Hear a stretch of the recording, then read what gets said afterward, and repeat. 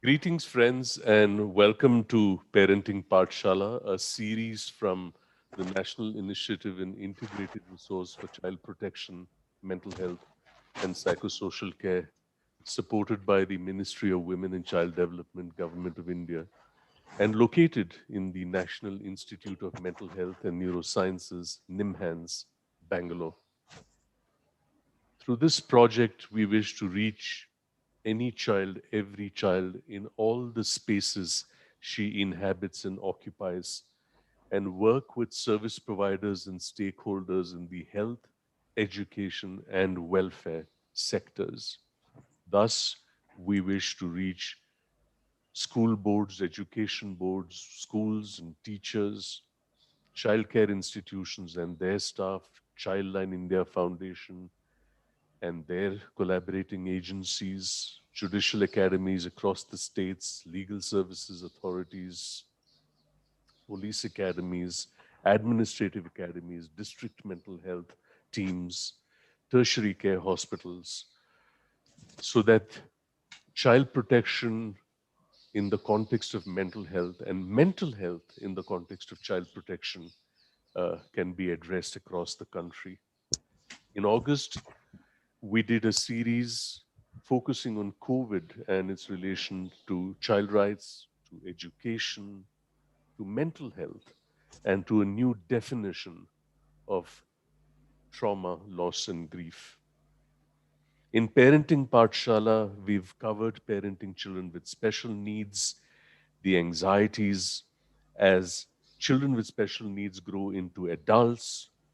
We spoke about parenting in the context of discipline. We spoke about an anthroposophic perspective on parenting, about bringing up in parenting young children, and also a session on 28th of September, which was on the whole issue of values and ethics as far as parenting is concerned.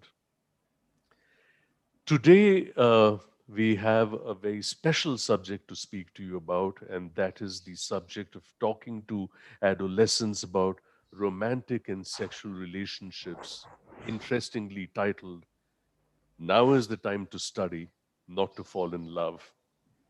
And it's my pleasure, friends, to introduce you to a very special guest in the program today, Vinay Chandran.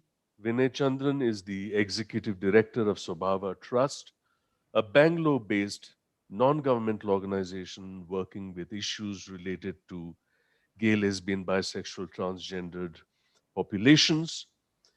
Vinay has been a counselor, a human rights activist, and a writer based out of Bangalore, but a long standing, a dedicated, and an empathic gay rights activist. He's had a TED talk. He runs a free helpline for counseling to LGBTQ individuals, which is called Sahaya. Vinay has written extensively from his experiences as a counselor and on many articles on the area of human rights. He also continues to serve as the director of the Bangalore Queer Film Festival, the BQFF, since its inception in 2008.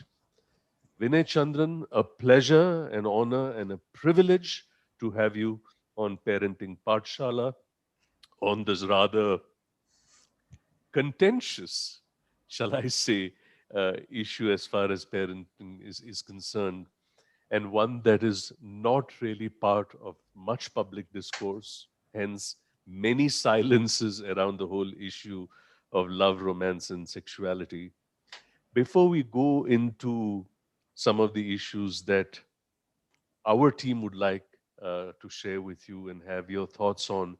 And when questions and thoughts come on chat, which I will put to you for you to address, may I invite you to share some opening thoughts on now is the time to study, not to fall in love, talking to adolescents about romantic and sexual relationships in the context of parenting. Vinay Chandran. Thank you, Shekhar, for inviting me. Thank you also to the NIMHANS, the particular project to invite me to do this. Shekhar and I have been collaborating, and I've been learning so much from him. I was just saying that it's been 20 years that we've been collaborating, at least in terms of my learning from him. And it's ironical to me, at least, as somebody who's gone through these 20 years working in the area of sexualities, working with LGBT issues, and noticing that in terms of how sexual desire, sexual health was perceived 20 years ago, Mhm. despite the advances in technology, despite the advances of how, in terms of access to information, Right. things have changed, there is still, so much work left to do. All we have to do is to look at, the case today of the Uttar Pradesh Dalit girl who was, Hmm. violated and died. I think these are, uh, kind of symptomatic, Hmm. even though there is this thing about, oh, it's just one case, it's just one state. It's not really that. It really Hmm. does begin with how children are raised within families, what they understand about their bodies, what they understand Right. about other people's bodies, and how, to negotiate. And this is some of the conversations that you and I have had over 20 years about sex education and pornography, and access to good information, people reducing, even parents and teachers reducing all conversations around sexuality to reproductive biology, and forgetting Hmm. all of the in-betweens about love and romance and desire, and all the other emotions also, even anger, even frustration, you know refusing to deal with those, and instead thinking, okay, he knows how not to get a girl pregnant, or she knows how not to get pregnant. That's all we need to say. And I think that's really where we're still stuck. The fact that for me, as an LGBT person working within the community, and also kind of dealing with a lot of parents, and we're talking of parents of 15, 16 year Hmm. olds who are, whose idea of how they should raise their child fits into, the pigeonhole that everybody else does, which is they have to get educated. Once they finish their education, they have to get a job, and then they have to get married no matter what, you know and the cycle has to repeat. Nobody asks the child, are you interested? Do you Hmm. want to go through this route? Is there an option? Are there alternatives? Right. And that pressure, because it begins so early, seems to have a huge impact on how people perceive themselves, Hmm. and the damage that it does to their self-esteem. And that's really a lot of the work I've been doing for the last 20 years. And it feels so repetitive, that you have to do this over and over again. So I'm glad to have this opportunity to have this conversation with you, and maybe, at least influence, or impact a few people. And I think I've taken this philosophy from you, which is when you've said, I think we when you said this 15, 20 years ago, about, I don't want to change the world.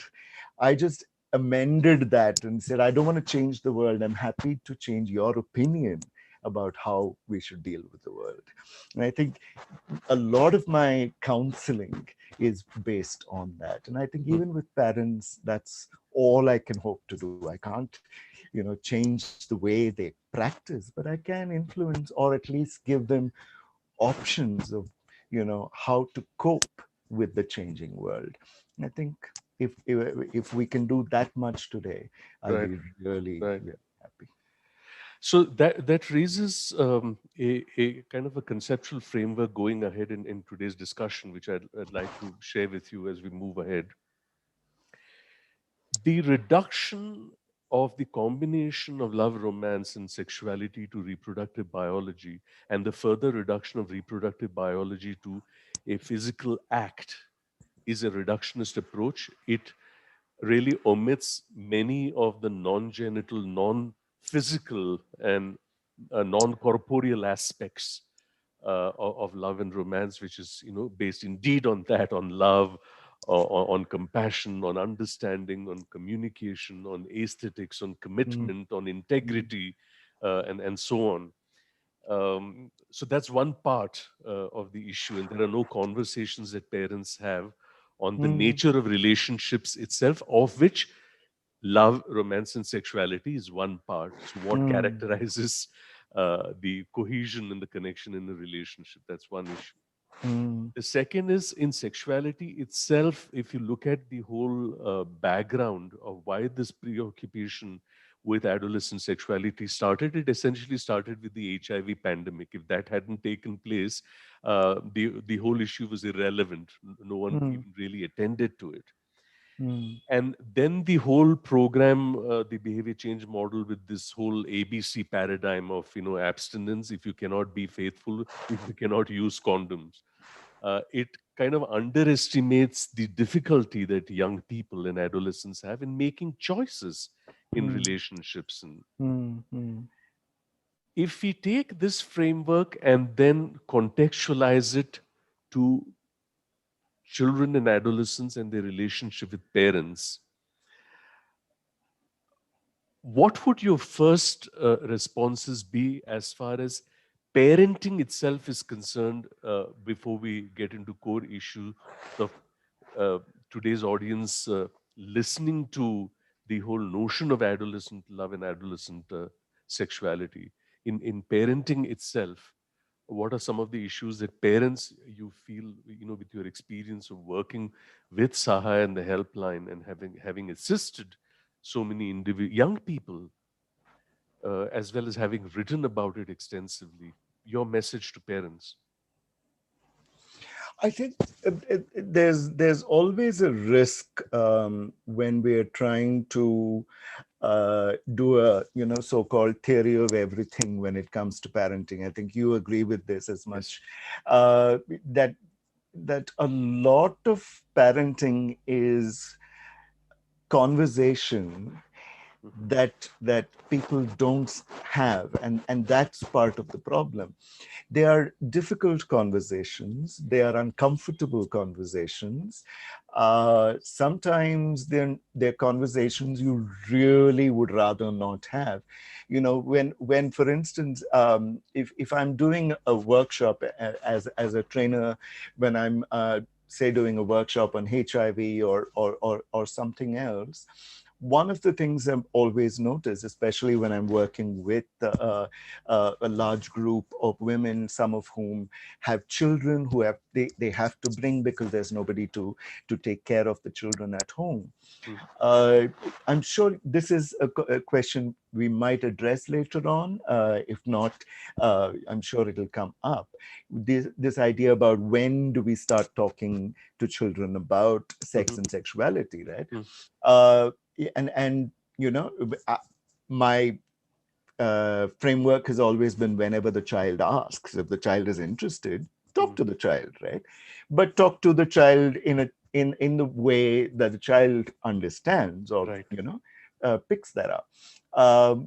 And I give this example of me in a workshop where I say I see these kids, and I'm standing there talking about HIV and explicit sexual acts, what that transmit HIV, and I can see these 6, 7 year olds running around the room and playing and doing other things. They're not interested. They're not having those conversations with me or with their parents, so they're just running about doing what children need to do. If they were interested, if there were questions, they would sit and listen, right? So for me, that's kind of the and these parents allow that to happen. Mhm. So, and I think those kind of beginnings are important. I think we put too much value to the conversation around sexuality instead of normalizing the ordinariness of it. We like the conversation about how you split the woman into either the Madonna or the whore kind of language that comes in from the Western hemisphere. And we have the same thing here. We put women and talk to them, put women on a pedestal and talk about them as goddesses and, Mother Indias and all of that, or they are sex workers. So if you treat children's understanding of sexuality in the same way, where it's either within marriage or it's a bad habit, then you're not necessarily helping the child kind of deal with their daily ordinariness of the sexual desire that happens on a daily basis for a lot of adolescents, right? You don't wake up suddenly with an overwhelming urge to get married. you you wake up and you suddenly realize you have a sexual desire that you need fulfilled. And sometimes for some adolescents it happens on a daily basis, and it happens to both boys and girls and other genders and other sexes and so on and so forth. It is important for parents to begin having those uncomfortable conversations. I know with the example also of, for instance, children who are born intersex, and we can explain that Mhm. if needed. But I know with some of the conversations we've had with the parents of such children, they have to have those uncomfortable conversations. But unfortunately, they want to have it in order to make their child fit into the society that they live in. They don't want to have that conversation with the child. They want to have it with the doctor, with the surgeon, etc., so that they can fix the child. So a lot of children who are intersex, find that their bodies have been changed without their permission, without even their knowledge about what they're going through. So I think having those uncomfortable conversations from an early age, and not giving it so much artificial value, and just making it ordinary is really, really helpful. Because if you give birth to a child, you don't give birth to a non-sexual or a sexual child, or you don't give birth to a gay child or a straight child. You don't give birth to a sex worker child. You give birth to a child. Right. Have a conversation with the child. And I think that's really where a lot of, I mean, I'm not an expert, you are, but I think a lot of that is what I've seen in the work that we do. We refuse to have those Right. conversations. Well, this is about the fastest that issues have started coming on chat, Sorry. and that's a record of sorts. And Okay. let me put together the first comment that's come from Milind Kashid and from Dr. Shubhranshu, but embed those two statements in also inviting you to share with us notions of love and intimacy and sexuality need in adolescence, particularly from a rights-based perspective, and what should parents know about this. That's the context. But the question from Milind is there any intervention we can make in case adolescents engage in excessive daydreaming, which has romantic and sexual content? And Shubhranshu says, and how do you really determine which version of talking or choice of words and lexicon and which narrative is age appropriate for a specific child regarding the issue of love?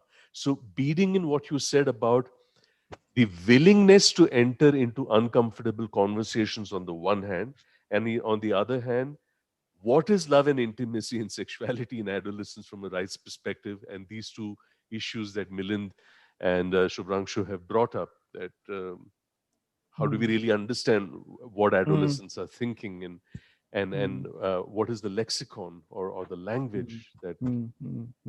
uh, To kind of respond to the second question first, looking at the language. And I think I addressed it in some way, and I think you've said this before many times, which is that the child determines the language. You know, you don't. If the child asks what is a condom, you don't say things like a condom is a prophylactic device Hmm. that you know adult males wear, etc., etc. You don't use that language. You use the language that a child understands, right?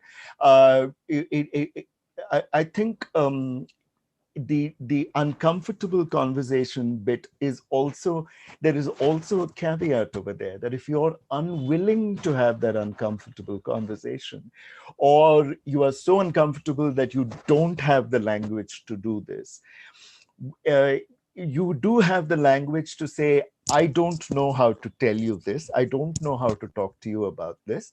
But I know that we can both go to this doctor or this counselor or this friend who is an expert, and Right. we can both sit with that person and he or she can tell us, Right. you know, to be able to have even that basic thing. I know who to go to. What use is an adult in a child's life if they don't have direction when the child has questions, you know? And I think that really is the kind of age appropriate thing to do. If you don't know, let's refer to someone who does and say, I'm willing to learn too. At least the child to say, okay, this fellow doesn't know, but he's willing to help me. Hmm. Because really, as we've discussed many times, it is about creating an environment where the child can ask, rather than creating an environment where you tell the child to shut up and mind its own business, Hmm. which is usually what happens, right?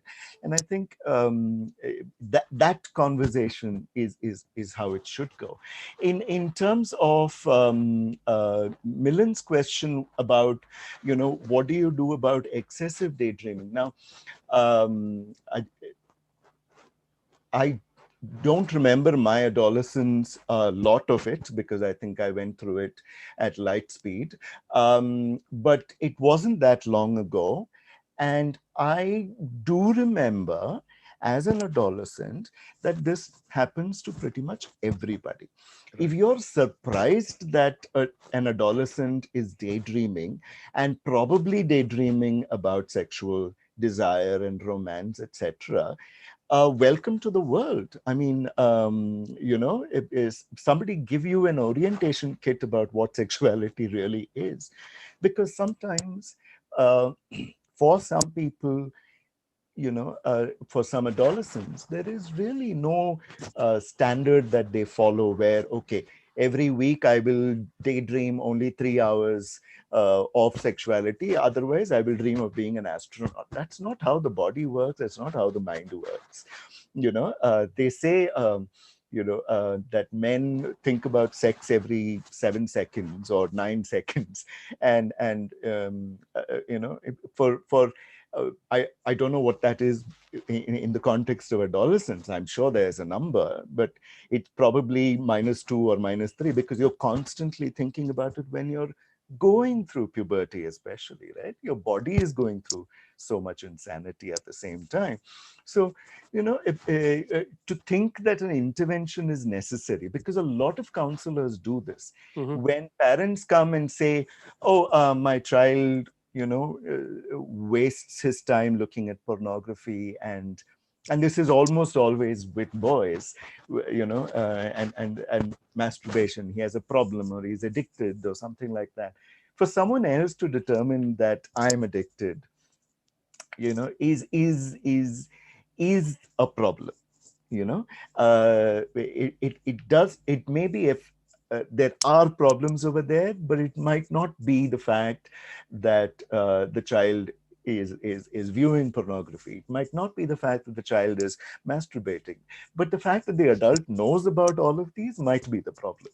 you know because every child goes through that situation. So I think if we are trying to create an intervention for such a child, it is not about, and what I was saying about counselors doing this is, oh, why don't you, engage the child in some sports like activity, let him run around the sports field, 30 times and be so exhausted that he won't think about sex. Sorry, again, you think the sex is all about just the reproductive organs and the body, and you exhaust the body and sex suddenly disappears? It doesn't. We are still thinking about it all the time, and I think for it's people like me who work with sexuality at such an intimate level that even when I talking to 60, 70, 80-year-old men who are saying, I think about sex all the time, it's not going to change. It's just, your priorities change over time. But if you don't allow those children the ability to express themselves, go through that, and make those kind of mistakes, which is, you're watching pornography more than you're reading your textbook. Yeah, so what are the consequences of that? Do you become addicted to pornography simply because you're looking at it every day, or do you become an addict because you have an addictive personality? Which is the one you're targeting? Because most people Mhm. will run to pornography. Oh, he's addicted to pornography, let's take pornography out, he'll be okay. No, he won't. He may not show you that um, he's watching it, but it's not about the sex. And this is something we, again, I've seen you do it, and I do it in a lot of my interaction, the idea of affirmative sexuality. Mhm. You cannot look at a sexual situation and a context and blame the sex itself as being the problem. We do that with pornography, we do that with sex education, we do that with the body, we do it a lot of times. We look at a child, masturbating, and we think, oh my God, he's masturbating. We need to learn how to stop him from doing that. We don't think, that's perfectly normal. Why should we sit and worry about, what he's doing, how many times he's doing? This is an obsession that Indian men have. I masturbate 3 times a day. So what? You're the Superman. What do you want us to do? Right? Just go finish your job and come and let's do our job. Right? This idea that if it's more than a certain number of times a week, it must be addiction, or you must feel guilty about it. And a lot of counselors prey on that guilt, unfortunately, trying to create something much bigger out of that guilt, rather than to reduce it to say, okay, you feel horny, for lack of a better way of putting it. You feel that desire, and you express it in some way, either masturbation, looking at pornography, and then after that, what? You're not doing it 24 hours a day. If you are somebody who does pornography and masturbation 24 hours a day, you have other problems, right? It's the addictive personality, it's the way you're coping with issues. There are other things over there. It's not the sex that's the problem. And that's where we look at the affirmative sexuality bit, that you don't blame the sex. You try and see what is the underlying problem. And over here, if you're talking about excessive daydreaming, what is excessive over here? By what standard is it excessive? If the child is not willing to engage with anything else, and is only engaging with daydreaming about romance, what is the underlying problem? Why is he unable to, or she unable to, engage with other issues? Hmm. Because you can't reduce that to thinking that it's because of the sex, You're you right. know and I think that's part of the problem. I don't know if I've answered those questions. And I think but in terms of the rights that you were saying, they have a right to have those desires. We're adults are not there to police children's sexualities, but to provide an environment where they can feel safe in expressing it. Right. I must say, Milind, thank you very much for actually bringing up this issue, because the kind of harm sometimes that can be done in the name of counseling to the development of what Vinay describes as affirmative sexuality, and therefore the whole notion of guilt, Mm, is a very sad thing to do yeah. to what is essentially, love and romance are beautiful life experiences, in the appropriate context. Mm, So Milan, to basically close this loop, and thank you once again for bringing it up. See, it doesn't matter whether you're 16 or whether you're 36 or whether you're 64. The same parameters hold if we have to use the lens of intervention at all. What is the context of the relationship? And what is your love ideology and your sexuality ideology? Um, Issues of health and safety, issues of privacy, of boundaries, of consent, of mutuality. And that's the kind of conversation that when parents start having with children and their adolescents, and adolescents know that they have the comfort and the safety to come to their parents and be heard without mm, reproach or reprimand or shock, that a culture of conversations is built. So thank you once again. That but this has generated, Vinay, a lot of ideas, mm, because a couple of things that, as we approach the halfway mark in today's session. So, love and intimacy and sexuality needs in adolescence, adolescent sexuality rights, the right age for love, is there one? What type of frameworks parents may provide to children and adolescents for decision making? And let's take some of these questions as they have come, and let's have sure, some sure. crisp responses from you. Any risk of harm if a parent or an adult talks about something regarding love, without gauging the age of the child? And you had mentioned this in the passing. The same question asked by a 6-year-old, a 9-year-old, and a 14-year-old needs to have a differential response. Um, Correct. any quick response to this? I think in terms of that conversation also, and I know I'm creating more conditions for confusion by saying this, but I feel that a lot of these conversations around love and romance uh, will have to be uh, paraphrased or bracketed with the belief that I believe that this is what I think love is, but it may not be the same for you. And I think if you're not trying to uh, get the child to have your sexuality, you're trying to get the child to have a sexuality if the child wants it. Because I've also seen in my counseling a lot of people who refuse to recognize that not having a sexual desire is also a valid sexual desire, right? Not wanting to get married, not wanting to do anything everybody else is doing is also valid. So the conversation almost always has to be phrased in the sense of, I believe this, but what do you feel? Is that what you feel, or is that something? Is there something else that you feel?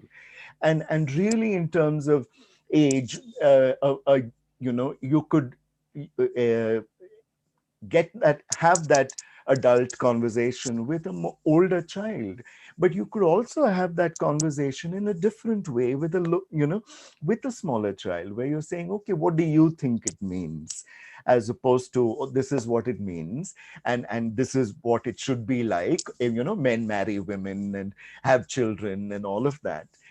You refer to yourself and say, this is what I have done, but it may not be for you. It's a simple thing. Do you think that's too complicated or confusing for a child to say, this is what I've done, this is what mommy has done, or this is what daddy has done? This is not necessarily what you're going to do, right?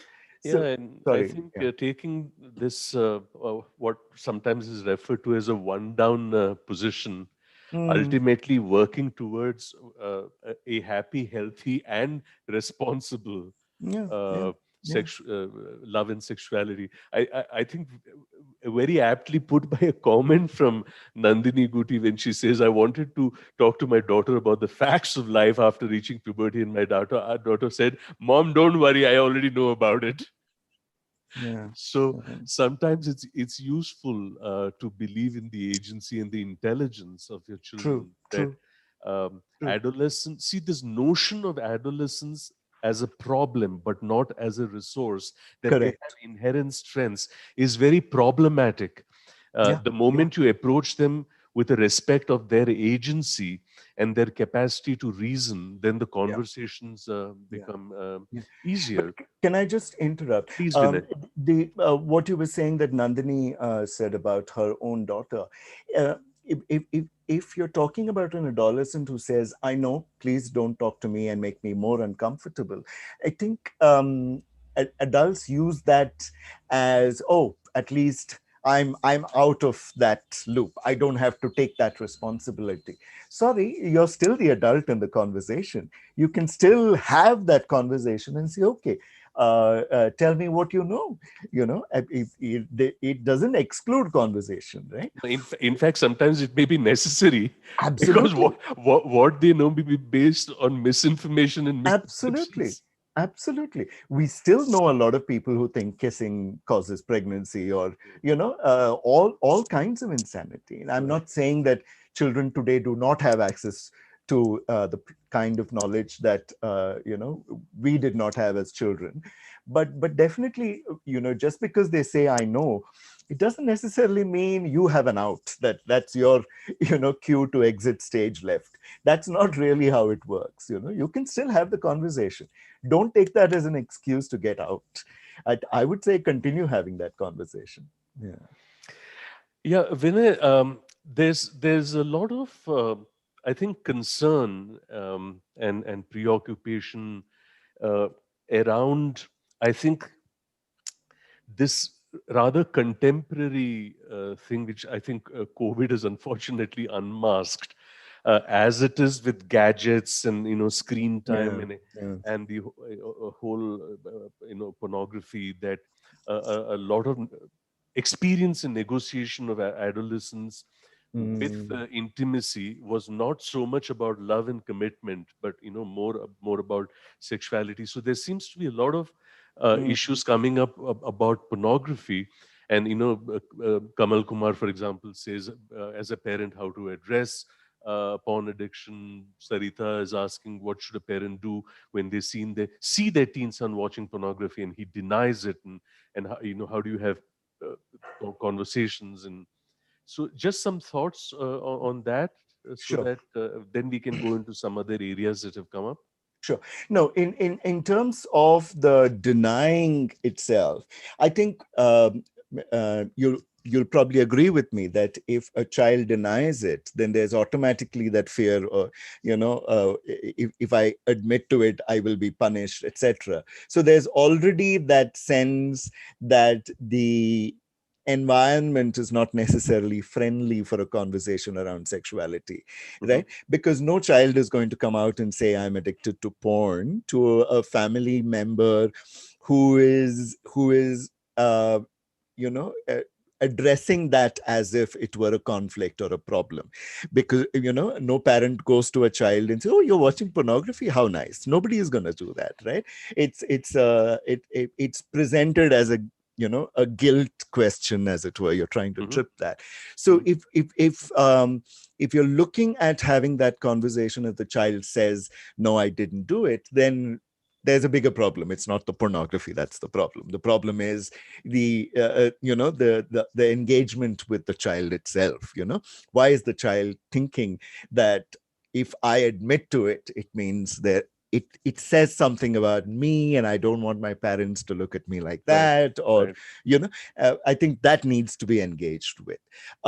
As far as looking at pornography itself, I think what a lot of parents and a lot of us, even adults, fail to understand is that the vast majority of pornography that you find online is what what is commercially produced. These are not people who are doing it because they enjoy it, or because it's affirming their sexuality in any way. They're doing it because they get paid a lot of money, and they love to do that fact that they don't have to do anything else, right? And if parents can have the conversation about, if we think that a relationship is a lot more than just sex, that there is love, that there is passion, then maybe it's not really about avoiding pornography, as to as opposed to finding erotica that matches those ideals, to be able to say, okay, the commercially available pornography that you find online is not good, not because it's pornography, but because it's fake.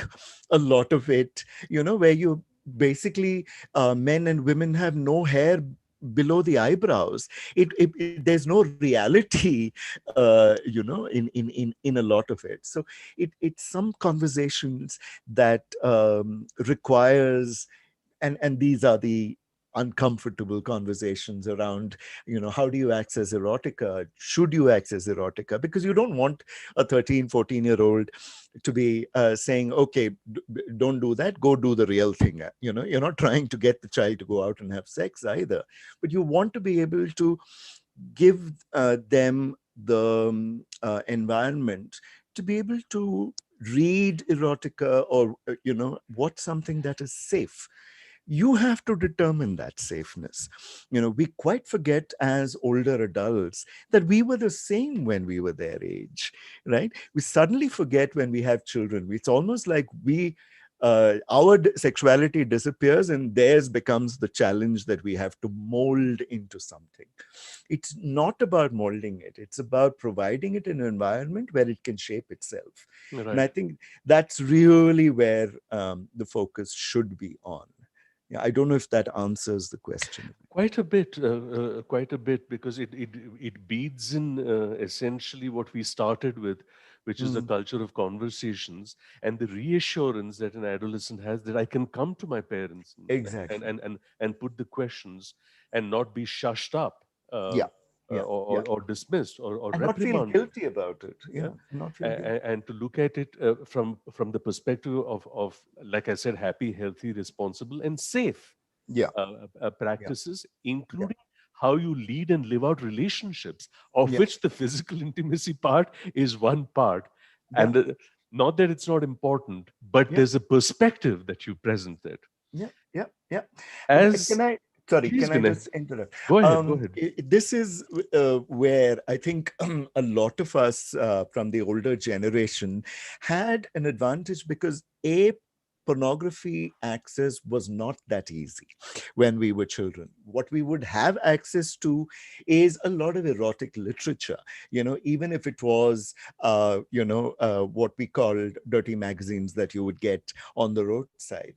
Uh, but a lot of the access that we had was to an imagination, right? So when you watched a film and you found someone attractive on film, the imagination created the erotic narrative. And that is not something you get when you have pornography. You don't need to engage with your imagination at all. It's all presented to you in a fake artificial format, and that becomes problematic because that's what you start looking for, right? But for us, it kind of helped create an erotic imagination that we could engage with people in real life, right? And I think that's really what's missing with pornography. And if we have this conversation with children, that it's not as simple as, oh, washing machine salesman comes in and a woman drops her clothes. It's if it were that simple, you know, India would have a larger population. Maybe, I don't know. uh, As we go, Vinay, into the last quarter of the session, let me just put a couple of issues to you and have some crisp responses. Anita's question: how do parents deal with children in the context of love, romance, and so on if the child is really quiet and introverted? How do you engage with a child that refuses to engage with you, that does not want to engage with you?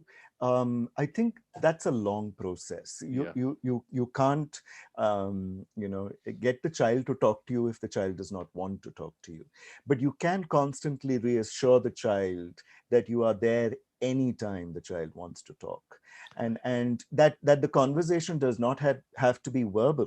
That, in today's technology, send me an email, or send me an Instagram post Yeah. or a Facebook post, anything that you feel you can express yourself, that I can read or listen to, do that. I'm Yeah. happy Yeah. to Yeah. engage with you. Yeah. So to be To able to, first, to first yeah, build a relationship and absolutely, demonstrate the willingness absolutely, to communicate. I think that's absolutely. also kind of paraphrased by what Vanshika is saying, that not only this, but parents also need to keep the practice of having uncomfortable conversations among themselves before you Quite have it with children.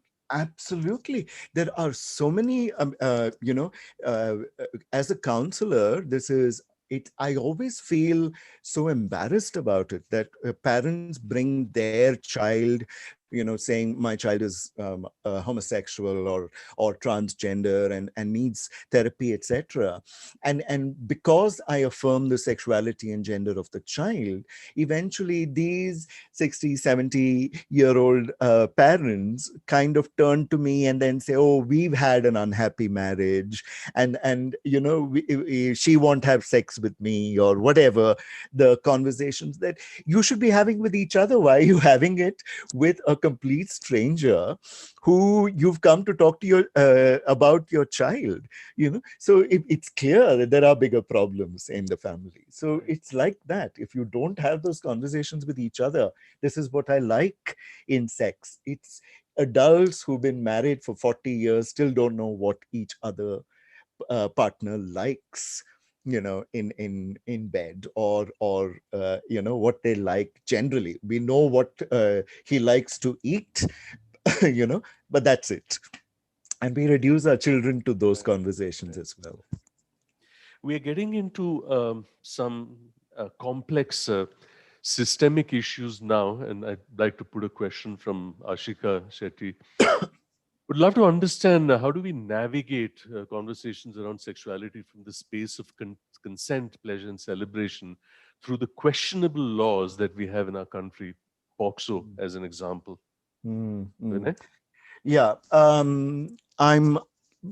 I think that's a complexity. Even lawmakers haven't had that conversation, let alone family members and children.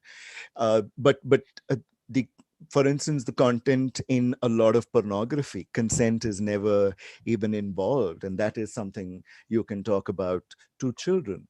How do you engage with a child about consent if you do not expect your child to consent to you for anything else? Because you decide in the family what happens in your family, then where do you think the child will understand consent in the context of sex in a conversation you never have, right? And I think this is something, Shekhar, you've brought up many times in different fora. Yep. If the child has no say in his or her education, in the kind of clothes they wear, I know it seems like an extrapolation to say, oh, if the child has no say or consent in choosing their clothes, they're not going to know how to consent about sex. And the truth is, it's not about comparing clothing and sexuality. It is about understanding that there is consent involved in every process, and that there is consent about even the most minuscule of things that you feel is not a big deal. I choose what my child wears. What's the big deal? you know but for the child, it might mean something. This is where what I said earlier about I like these things, but you may not, kind of becomes important. That either you establish that the child has a conscience and a morality of their own, and they learn how to act based on that, or you believe that your way is the right way, or the highway is the only way, kind of thing. You don't give those kind of ultimatums, and I think a lot of that conversation does not happen in India. If anything that all these violent abuses of youngsters in India has shown us, it's that conversations about sexuality are still fraught with a lot of problems. No conversation about consent, no conversation about anxiety, about feelings. Why do I feel this way? What if I say no, and my partner does not want to date me after that? These kind of questions, parents can engage with it. So I think that's not happening. I don't know if that makes Um, sense. Yeah. yeah, Anindya Sen is kind of commenting on this when he says sometimes parents, may set Mm, yardsticks based on their own relationship experiences and those mm, of their contemporaries, but are completely clueless about how they operate in a gadget-driven world. mm, And mm, how do you, kind of and Shubhranshu, also says that he finds many parents honestly willing to talk openly with their child regarding love, mm, but they're mm, scared that the dialogue gravitates towards something which might cause them some kind of harm. So mm, there is the dialogue mm, is always centered on the tension mm. around risks, such as pregnancy or disease, or Correct. irresponsible behavior, Correct. or suspect commitment, or, Mm, or, or issues of ideologies. And mm. I hate And to use the word morality here, yeah, because it's but such it's a but it loaded is term. morality. I was going to say morality because that's how parents phrase it. We are considered moral arbiters or moral teachers, as it were, right? Because at least when I was a child, we used to have moral science classes in school. So it is considered, a good behavior versus bad behavior. This is something that we feed into social understanding of the and in our school, whenever there was a big scandal, it was, oh my god, that boy got kissed that girl, right? It was always considered and constructed as a big scandal. Nowadays, of course, everybody's kissing everybody else in public, and that's not the issue. But how do we engage with that in this real world? I think we have to adjust to the world. The world is changing for us. For the children, it's the world that they received. They were born into that kind of gadget driven world. We weren't. So we are the ones who are going to have to adjust. And the example I gave about telling your child who is unwilling to talk to send me an email, or post something on my messenger, or whatever it is, you have to learn to adjust to that. And I think that is something children need to know as well. Yeah. Vinay, there's a very interesting issue that Dr. Rajendra has put up, and I think we can take it in tandem with another Mm, issue that Shubhranshu brings out about all this love and affection and mm, companionship, and how they are used synonymously. But with Dr. Rajendra's question is, see, we've spoken about this. Let's not use the word sex education. Let's use the word sexuality education. His question is, how about love education? mm, mm, mm. Because sometimes sex is only sex. Because sometimes do you think a sex worker falls in love with every client in order to have sex?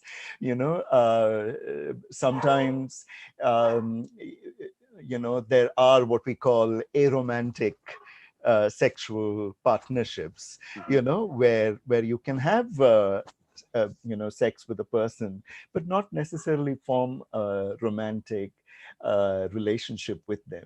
You, I always, this is why I'm saying that the language has to be personal, in that you when you talk about love and romance, you say, this is what I believe in, this is my understanding of what I think love is, or what I think relationships are, or what I think romance is, but it might not be the same for you. Right.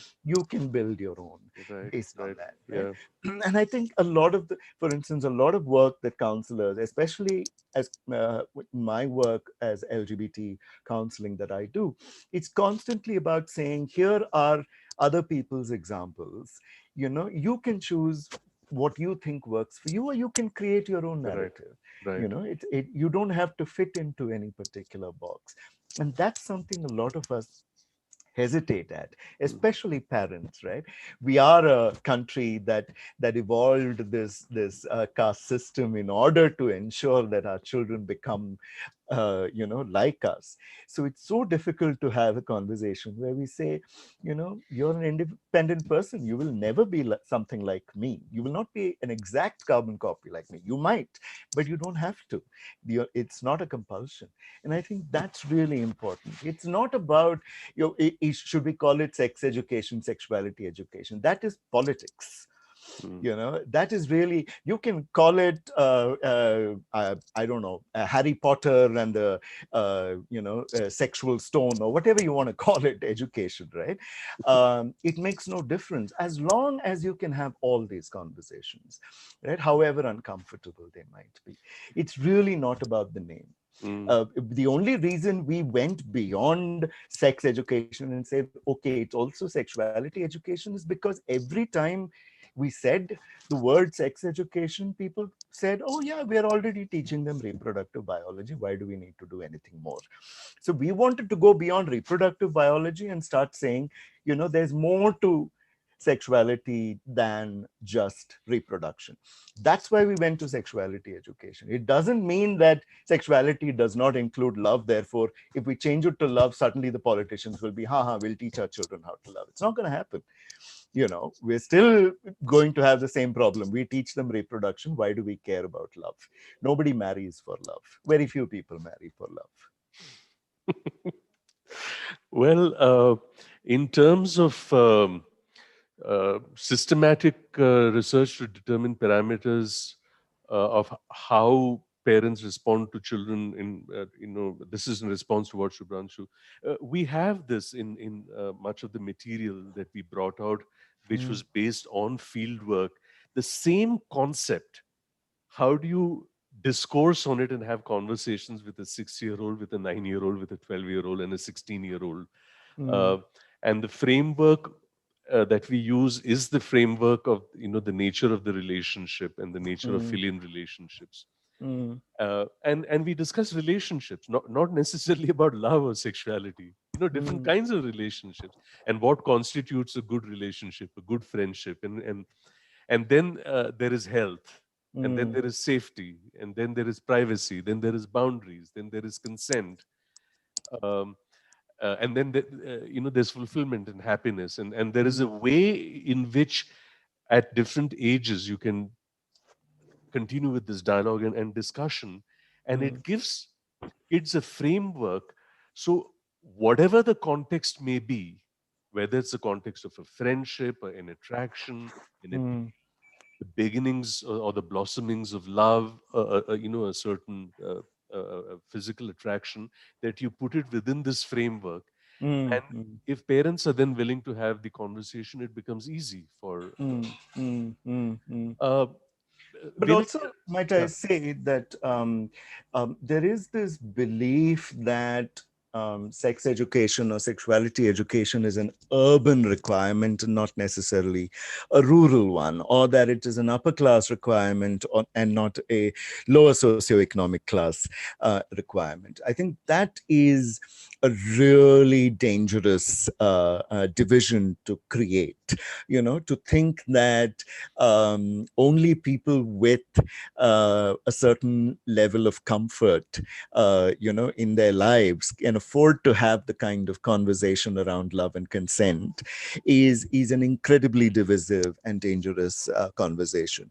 Love and consent exists in every form, and across all class and caste and religion and other borders. We just don't accept those, and that's the part of the problem. There's this constant desire to change people to meet social expectations. And I've used this understanding in the context of, say, for instance, phobias, where we say someone who has hydrophobia is afraid of water, someone who is acrophobic is afraid of heights, someone who's agoraphobic is afraid of marketplaces, and claustrophobic is afraid of small spaces. But in each case, we treat the person with the phobia, like someone with claustrophobia, we treat the person so that they can sit in a small room without necessarily feeling panic and anxiety.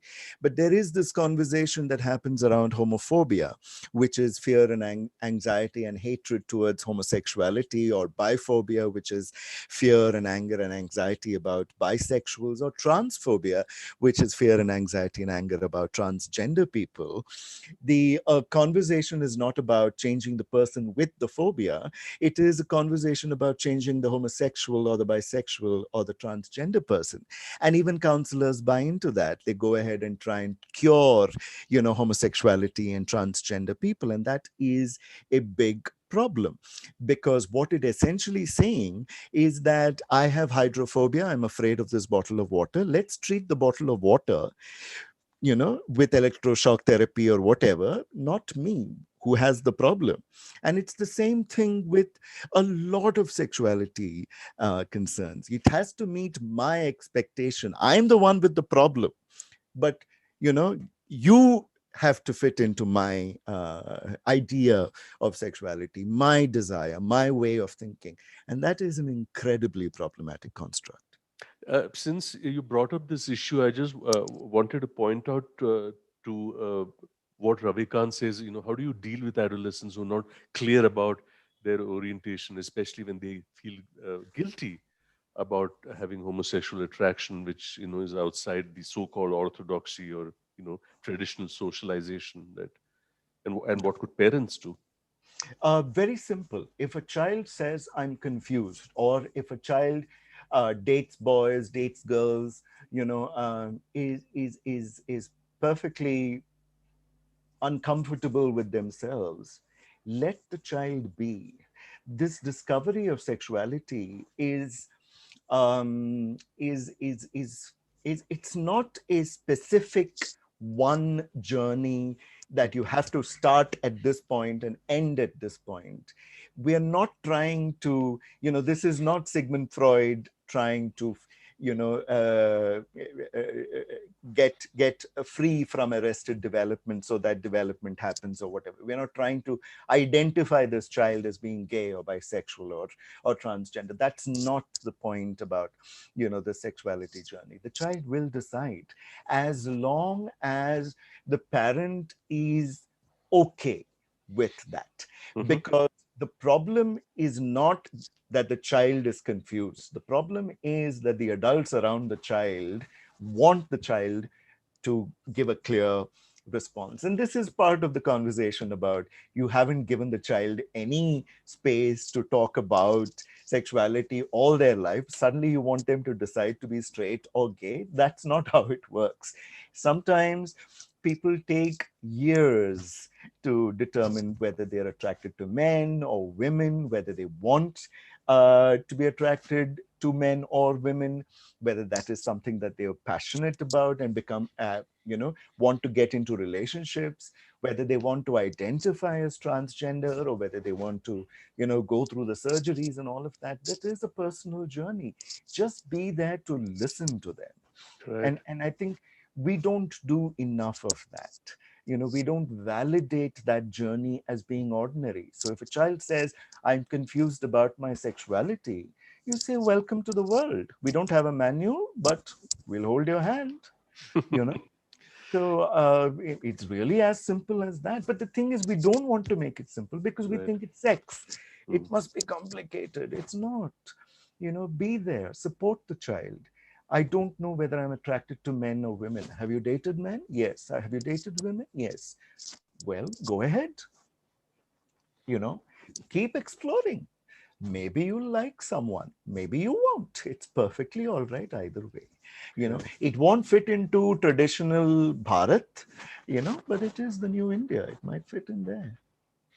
Vinay, one last question before we close, and that's from Jyoti. What should the take of parents be when they see their children posting body revealing pictures on social media, and how do you explain the repercussions? And Well, that's not a conversation that I even know how to begin to address.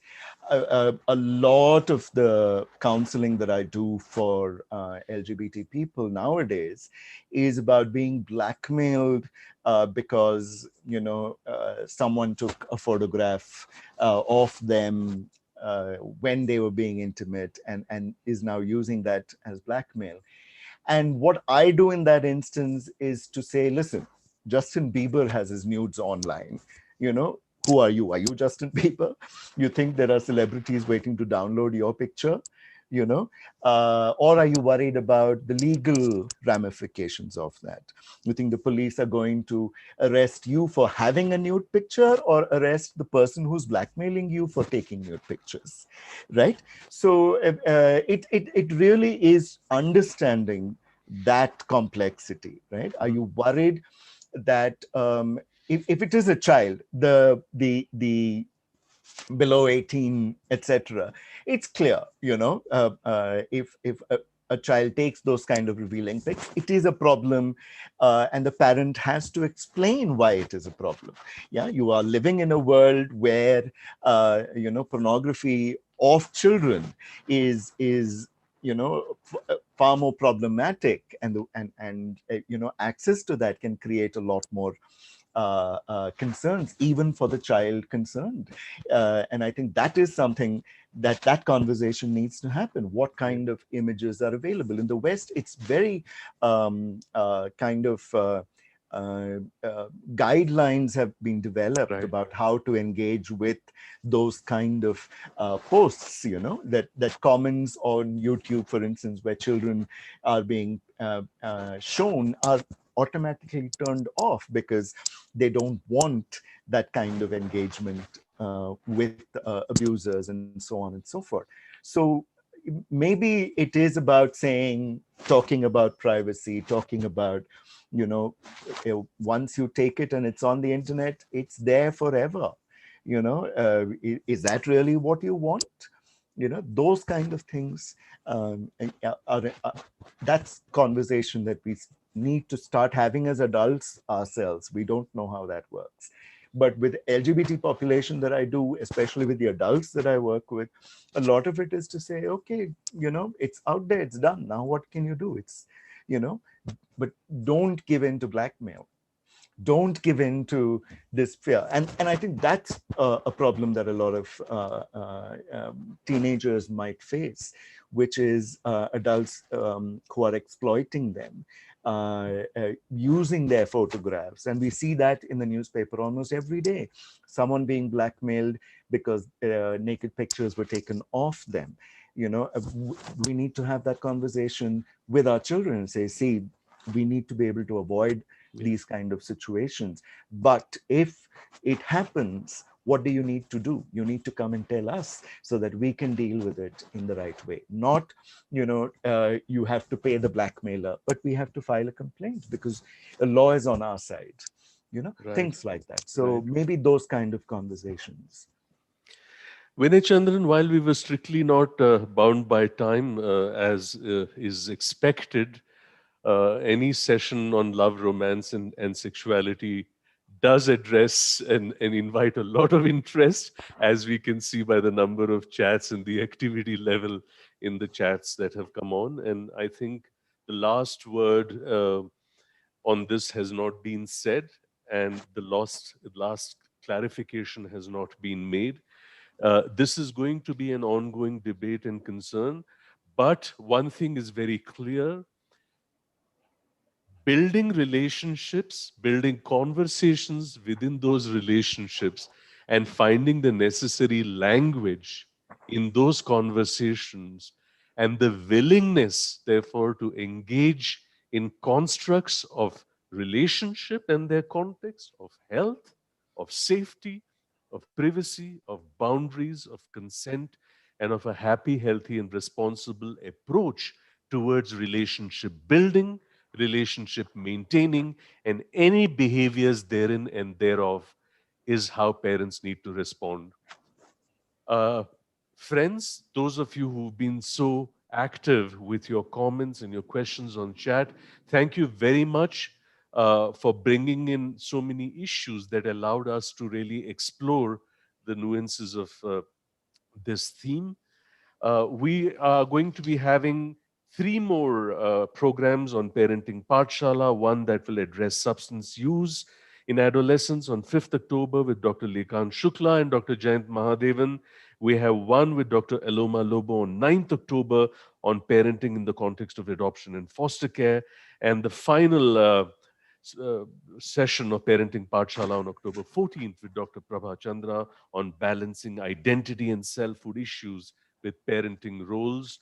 On behalf of the National Initiative and Integrated Resource for Child Protection, Mental Health, and Psychosocial Care, Vinay Chandran, Thank an you. honor and a privilege to have you on this program. Thank you very much. Thank you. Friends, greetings from us. Be safe.